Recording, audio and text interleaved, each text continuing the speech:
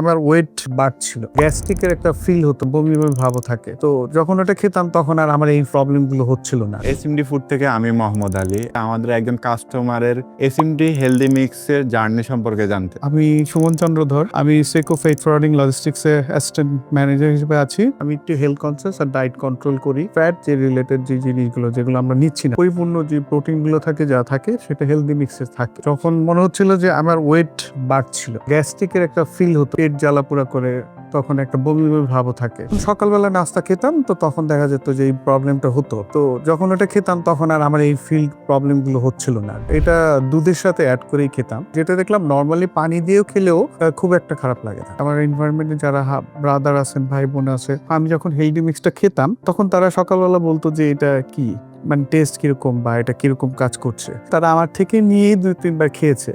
খাওয়ার পরে তারা বলছিল যে না, এটা খুব ভালো, লাইট এবং খুব ভালো, এবং তারা অলরেডি সেটা খাচ্ছে। আসলে এটা খুব ভালো একটা প্রোডাক্ট। আমাদের স্বাস্থ্য সচেতনতা বৃদ্ধি করার জন্য হেলদি মিক্স খেলে শরীর সুস্থ থাকবে, এবং যারা নিয়মিত ব্যায়াম করেন তারা আমার মনে হয় এই প্রোডাক্টটা ট্রাই করতে পারে।